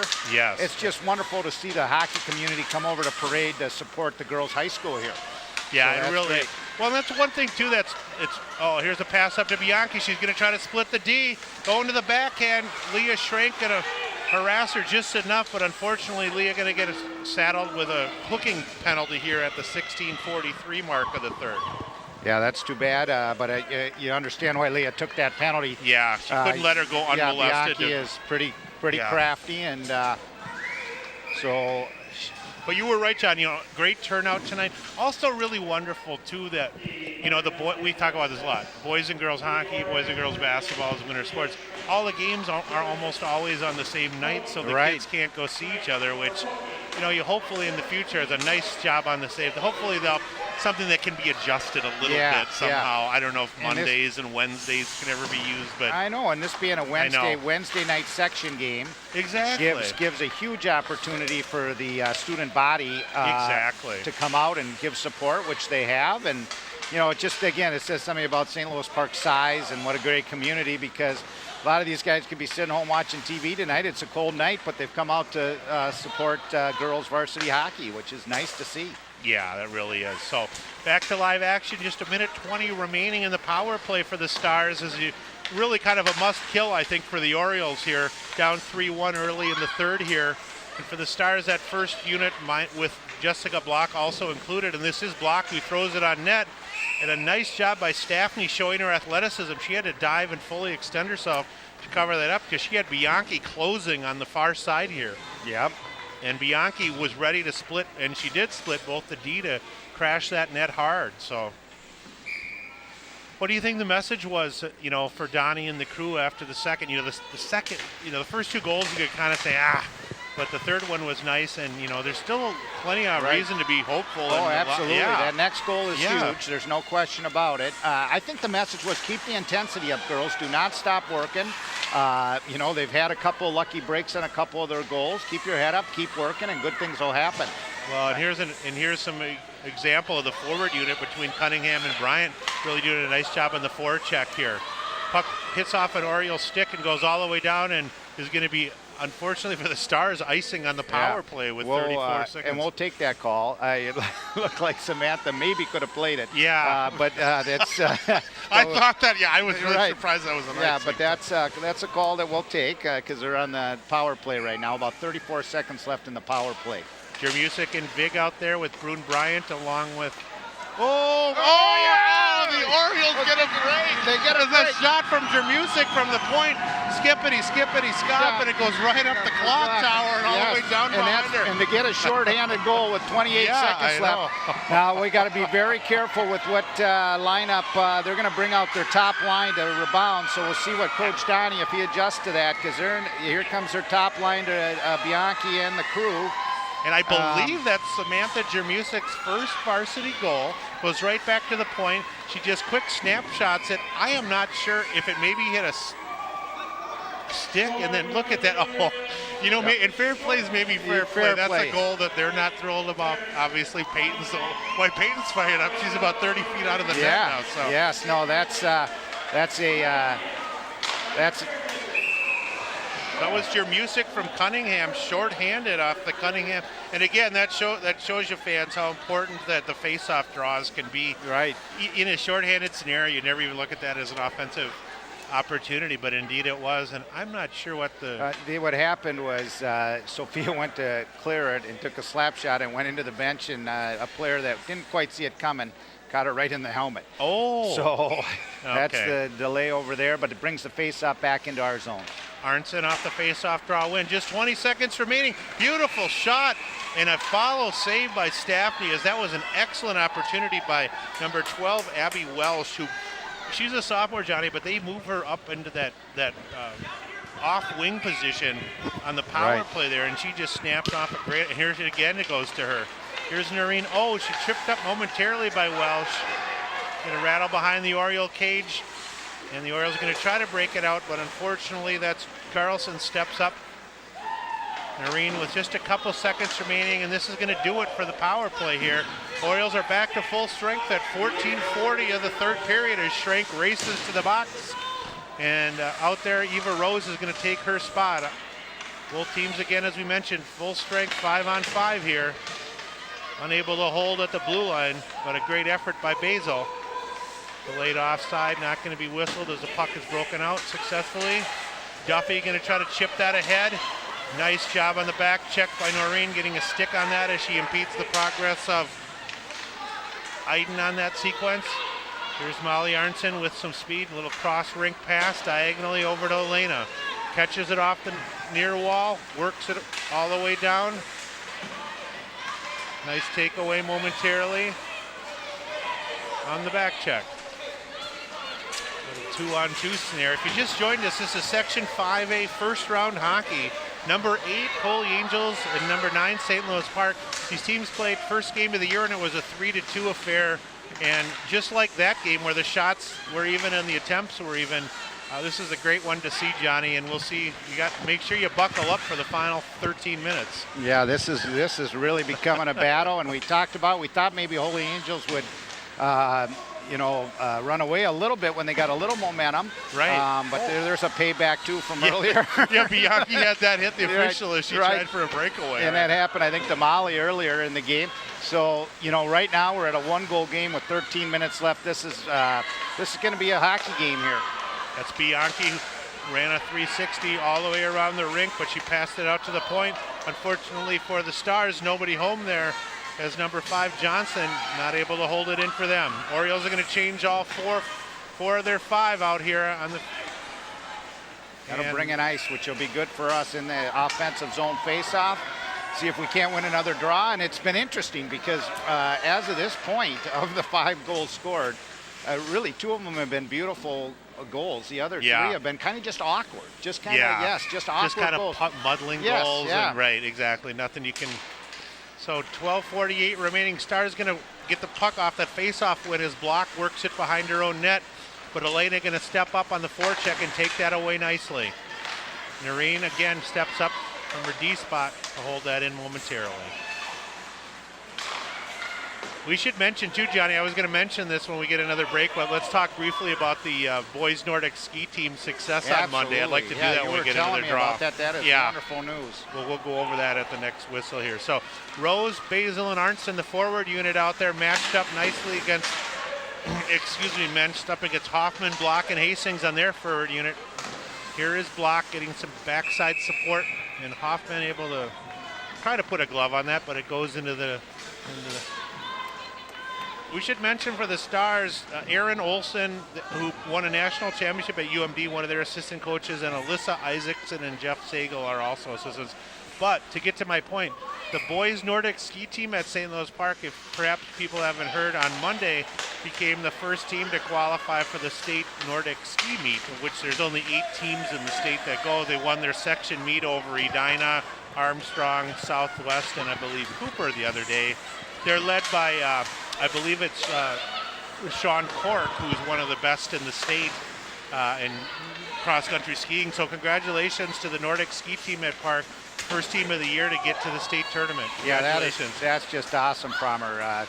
Certainly congratulations to them. And that's the nice thing about St. Louis Park. We have so much extracurricular activities. Yeah. And it's so fun to see when they do well. So absolutely. That's wonderful news. Yeah. Wonderful news for St. Louis Park, and good recognition for our high school as well. Yep, absolutely. And I know and especially beating the Hornets. Beating the Hornets is always good. Yeah, right. Yeah, I was going to say that's and they've had quite a successful run, that Nordic ski program in the winter. I didn't realize. I believe this is their 3rd time in the last 15 years they've been to the state. So yeah, good for them. So off the face-off here, Rune Bryant going to try to back checker or forecheck her way to that puck, but she's not able to do so. Rattle into the Stars' end again as they're going to try to use the glass and work it out. Little step up is Bianchi. She's got some speed and she's got an angle to the net. Isabel Bianchi ringing a dinner bell there. She rang the outside of the post. Boy, she rang it. You could hear the clank all the way up here for Isabel. So that'll keep things at 3-2 here with 11 minutes remaining in the third. And again, here is that Medved unit out there. And Iden also on the forecheck for them. Schrank with some speed. The senior Leah Schrank just going to move it up. She's got some numbers there, and Cunningham going to be cut off at the pass momentarily. But a nice step up by Brune Bryant. Cross pass to Basil. Going to kick it ahead as Lauren Brune Bryant used her feet nicely to kick that ahead. And here's Medved, who she's got 2 on the night already. Chipped up this time by Natalie Vig, all the way diagonally into the corner. Nice feet that time as Abby Welsh going to use those feet to kick it ahead. Good job by Natalie Vig on the defensive zone, able to rush back to make sure she wasn't out of position defensively. Take away by Welsh. Here's Samantha Jamusik. Little 1-on-2, does not have the numbers. We'll see what Samantha chooses to do, and she wisely circles the wagons behind the net, throws it beautifully right out front. And was that Elena or Molly? Almost got a stick on that. Nicely done by Samantha. Both teams changing again on the fly. And here is Elena, maybe going to the backhand. Oh, a little give and go pass that time. Tried to diagonally, I think, cross that to Molly, but she couldn't get it through a couple sets of skates that time. Yeah, right. Been a fun game to do for you and I as well. It's always, a lot of smiles on our faces. A lot of smiles. They've been nice plays, and this is a heck of a hockey game. See what both teams materialize here with the changes. You've got just pretty much 2 units. We haven't seen anything of the Evans. Haven't seen Michaela Jones-Klossing at all, during the game either. And I don't think you're going to see anything but the top 4 or 5 defenders. Penalty here on Anna. I did not see it. It was inadvertent and going for the puck, but they called it. You'll see Anna go for the puck. Oh, here it is. But it's interesting because she got puck. So that's an interesting call, because if you get puck first. Do you want to take your headset off and scream at the official? No, not at all. I mean, it's a tough call for them to see. It's a tough call to make. Yes, right? yeah. Well, and I think the hard part too is that when she did take the puck away in the offensive zone and have an opportunity. But that's all right. The Orioles had a shorthanded goal last time. We'll see if they can do it again. And here's oh boy, I tell you, that was banked off the glass by Brune Bryant nicely. And I thought it was going to be a momentary break for Cunningham again. Well, last time we played Holy Angels, and it was a 3-2 till, we actually had both shorthanded goals. I think Elena got a short. I think she had both, unless the follow. Oh boy, the shot from Bianchi at the point was followed nicely by Iden, but Peyton couldn't quite corral that, but no damage done at this point. Back to Bianchi at the point. She's going to wrist it again. Keeps it low on the ice that time. And I like the way Bridget Duffy erased her player that time. Really nicely done. Tied up the stick, so if there was a rebound, nothing there. We got to get out there. Yep. They're just camping their blue liner, Welsh, in front of the net, number 12. She's got some size and speed and a good stick. And she battles on the side here. Oh, boy, that was a nice play that time by Lauren. Such a strong player. Yeah, she really battled Welsh and then take it away. Orioles going to change all 4 here. Just 50 seconds remaining in the power play. 8-10 in the game. Arnson out there now with Jamusik. Nice to see Samantha playing so much, too. Yes. I didn't get a chance to see her play much this year, but she'll be back, and she's got the size and strength. I bet she'll really improve a lot during the offseason. Molly's going to stay on Bianchi all the way. Yep, they're going to shadow her. Nice step up by Jamusik, just able to pinch it and whack and get some help from Eva, get it out of the zone. 32 seconds we got left in the penalty. Hopefully the Orioles can kill this off. And here's your music again, just going to use the backhand, not able to get it out as it's held on the near side here. Little cycling action for the Stars down low, but Molly going to harass her player behind the net. One of the Stars cycling, that's number 4 for them. That's Duria. A little 2-on-1. Oh, wow. I'll tell you what, I didn't catch it. That was Duria again, but she had an angle to go right to the net, but instead she chose to give the puck up, Johnny. And yep. That'll do it, though. We're back to full strength with 7:19 remaining. 1-goal game, killed off the power play. Now we'll see if we can get one here. Yeah. And both teams, we should mention, both do have their timeouts available with all the fast-paced action here. Eva Rose got a nice angle and a nice pass up. Nice pass to center ice to Elena, who just chips it down, and the other 4 are going to change for the Orioles. Changing on the fly, just under 7 minutes remaining here in the Section 5A first round playoff match. Chipped again down, and this is Jones for the Stars. Oh, dangerous pass. And Anna Basel almost stepped up and had an opportunity herself. That's a good just break out here, and here we go. Nice pass again. Unfortunately, Morris got part of it on her stick. Just a lot of fire wagon hockey, up and down. Girls really want it on both teams bad. It'll be interesting to see if the Orioles do anything different with their third wing in terms of flying that wing either, you know, on the weak side on a breakout play, or if they really bury that third winger in deep or that center to try to create another offensive chance. Yeah, and you know, when you got someone who's strong stick like Sophia Noreen back there, can, you know, as soon as she gets it, you can certainly fly a Molly Arnston out to center ice, and she can get it up there. She's certainly strong enough to do that. So yeah, you'll watch for plays like that as this game goes on. Could have taken a few more steps, but that's all right. Gets us a chance for a line change. Yeah, I know. You normally don't want to see any type of a icing call, but it had been quite a few minutes since we had a break. So Lauren was saying, I need to get off the ice, get a line change. Sometimes that's all you can do. You don't want a neutral zone turnover. Yeah. So the bench is definitely shortened on both teams. That's for sure. Just 2 units. Oh, here we go. Here's a possible break. Is off the faceoff win. The Orioles are going to get it with Eva Rose. She's got some help from Elena, but unfortunately nobody on the near side here as Elena's pass errantly falls onto deaf ears. Elena takes it away again. She's got Samantha. Let's see if Samantha can get her second. She just chips it down low, but Elena not able to redirect. Bridget in her own zone. Duffy just chips it off looked like off the face mask of Medved that time. Bianchi, Duffy, here's Medved again, looking for another one. She's going cross ice. She had an angle, but she gave it up, but she chips a nice pass out front, but Molly gonna step up. Arnson and Basil on the 2-on-2 sequence. Molly with speed going to the far side. Little stop and go move, looking for help. Circles the wagons, chipped high. I tell you, it was a beautiful hockey play. She didn't get any help to get it through, but showed a lot of skills. Yeah, I know it was. And you know what? She tried to do the right thing, send it across ice. Yeah. Looks like we have an offside. She did. She had been pinned to go all the way on the far side, so she pulled a stop and go move, and then a 360.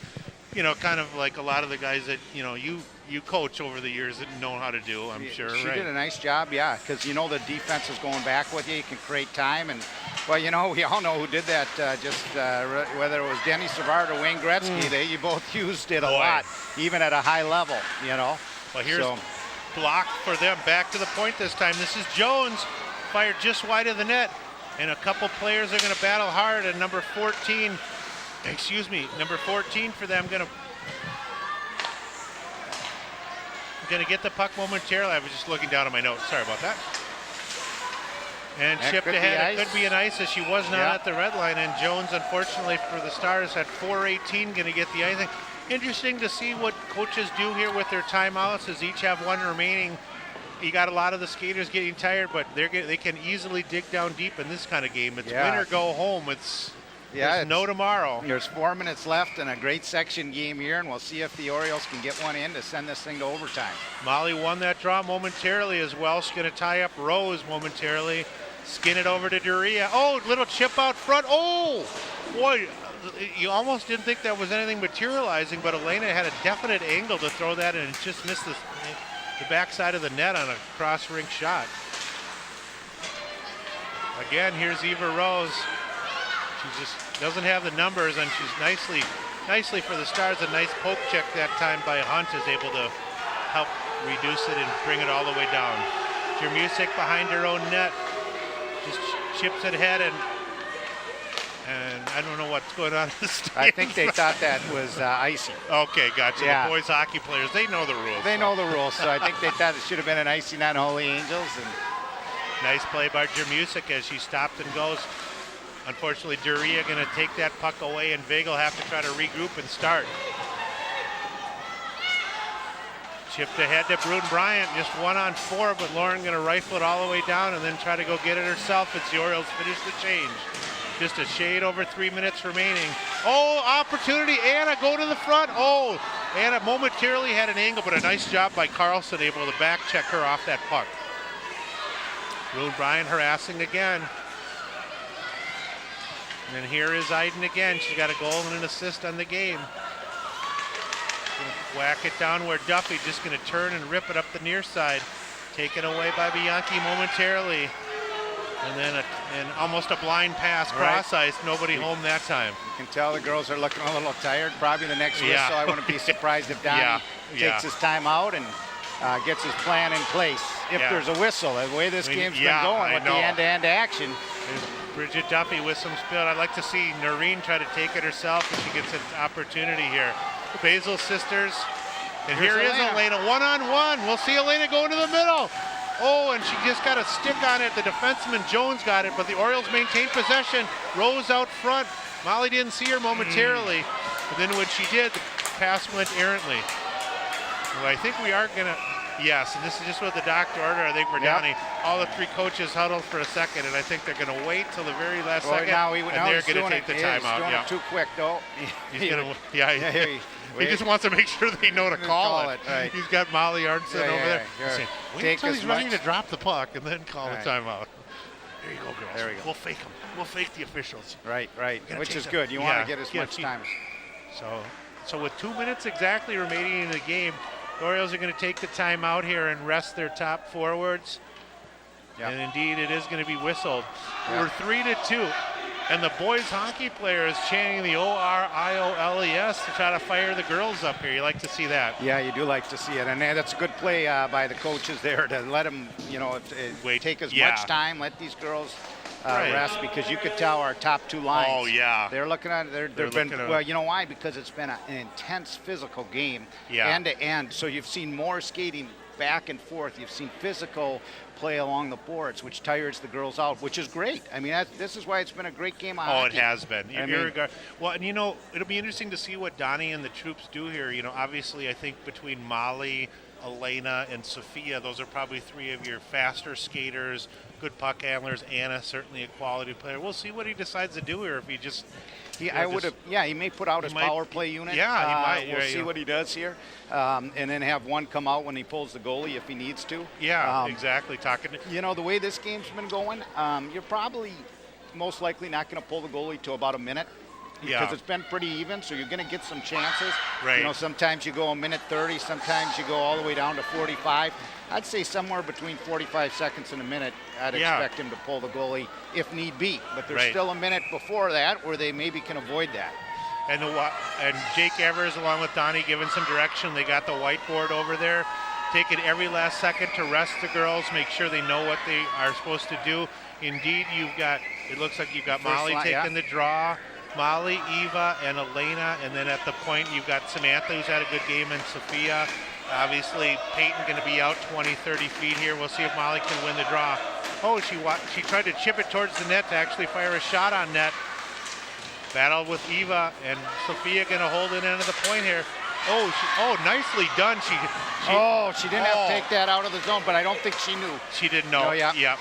So because Sophia done just a beautiful job of holding it into the zone.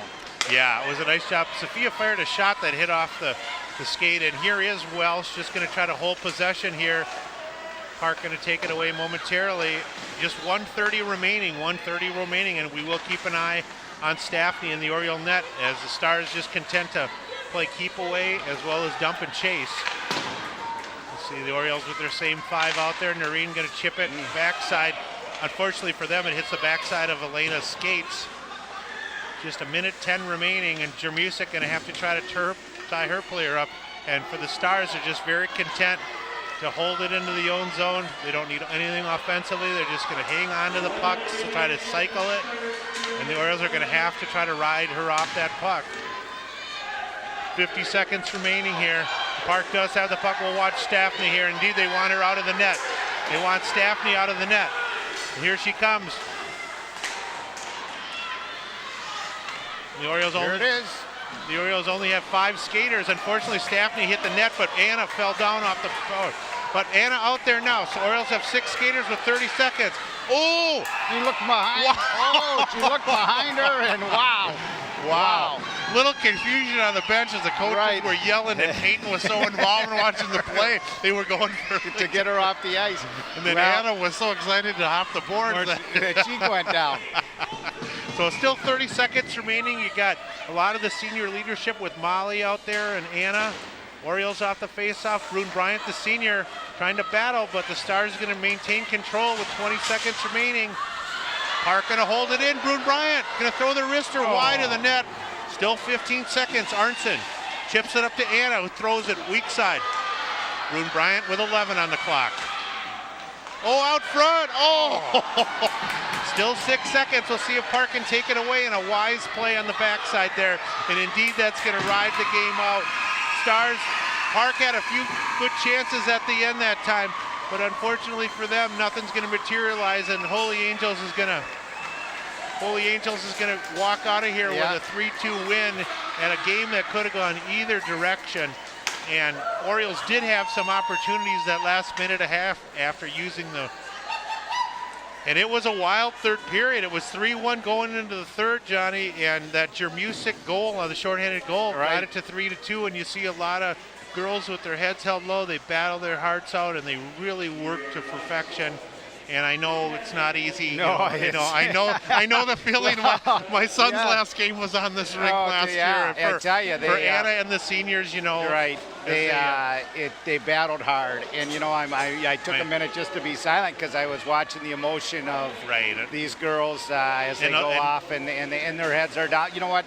But they played very, very hard. I mean, they really did. This game was everything that I think all of us expected it to be. A hard-fought, one-goal game, and that's really what it was. It came down. It was a heck of a game, and 3-2 final for Holy Angels, and they advanced to take on the Blake Bears. But I tell you what, this was a good hockey game. This was a good one of the very fun game to watch. You watch the intensity level. I saw some frustration at the end by the girl, but you know what? That's because and it's an if you're not game. and if you're not disappointed, and you're not frustrated at the end of a season on a game that ends with a puck in the zone, and we had the shots at 23-22 after 2. I'm sure they ended up almost equal like they did the first time. I'm interested. I know it's going to be a tough road to hoe for the 8th-seeded Angels against Blake. I know Blake really took them out bad earlier, but for Donnie and the crew, and also for you, John, being a former Park, not only girls assistant varsity coach, but also having 2 girls out there. I hope everybody can hold their head high. There was a lot to be proud of. I thought the girls did a really nice job catching and receiving passes today. Yes. I thought there was a lot more intensity than some of the games I had seen. And I realize that's when you're playing somebody equal footing, you got a little more pop in your step too. I think they knew. They knew it was a section game. They wanted to play well. I was really impressed with their puck movement on that power play. The one power play they did have. If they would have had another power play, if that power play unit would have executed again like it did on that first power play, very nice to see. I mean, they moved the puck around just beautifully, brought it high, brought it low. We're using the overload. It just really looked good execution. So, they had. I'm proud. I think everybody was here. I'm proud of the school for the turnout that we had here tonight. I'm proud of the community for the turnout, and the girls put on a nice show. They certainly worked hard for them tonight. Well, and even though the high school girls season it ends today, we got a boys game tomorrow. You and I will be in the driver's seat. And also, I just wanted, since this is the last girls game, any young girls that are watching, or parents out there, if you got kids and girls in youth soccer, girls in youth lacrosse, go to the website, go to slpha.org and find out about the March 1st date. March 1st, I believe, is the Intro to Hockey Day. Get your kids out. I know the Podine camps will be run again this summer. If you want to just introduce your kids to girls hockey and skating, this is the time to do it. There are some good numbers at the U8 level, but we sure can use some more help. Absolutely, and I'll make one comment along those lines. Ahead. There's a dad here today that is here just with his daughter watching, who's a senior. Oh, okay. And he said to me about a week ago, he goes, I just love watching this. Looks like the girls are having fun. He said, God, I wish I would have put my daughter in hockey. It would have given us something to do in the winter. And she plays on the varsity soccer team. And she just never skated. So it's one of those things where once you get into it, it's fun, it's recreation, keeps them healthy in the winter, keeps them moving in the winter. So it's a fun sport. So if you got a young daughter in St. Louis Park, certainly go to the hockey website, slpha.org, and take a look at the schedule. Pretty affordable, and congratulations.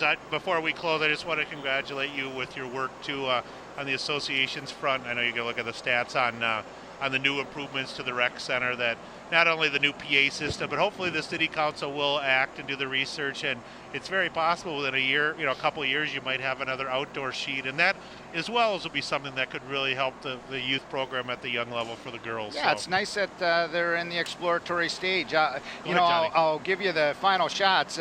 Holy Angels had 26, well, the Orioles had 19. It's pretty good. And then face-offs, and we got a goal off the face-off. We won 30 face-offs. Oh, wow. And they won 27. So, and of course, those were key in that one goal for the Orioles. And of course, you look at penalty-wise, we had 4 or 5 penalties, and I think they had 1. And my apologies, I thought on the last Orioles short-handed goal, I thought it was indeed your music that got it clean, but it did hit Cunningham. Cunningham got it. Gets credited for that. We want to give credit where credit is due. Yes. And so yeah, and we loved having the stats as a section game. It makes it nice. Yes. In future years, if you're interested in being part of the stat team here on Channel 16, we'll definitely start taking resumes soon. There's an extensive interview process, I'm sure, that we have to put people through. Always a pleasure. Johnny and Paul, I want to thank you for all your work getting this game covered on such short notice. As a section game, he only found out on Sunday, and he had to move some stuff around to be able to come down here with the Park 16 crew. I want to make sure we give shout out to him and his staff. And all the work. I mean, to do a game like this, you see the truck and all the cable they have to run and all the setup, and just another great reason to live in the park. Yeah, where you get to cover some of these games where they're not done. So, on behalf of everybody here, good night from Parade Ice Garden. We'll see you really soon here on 16.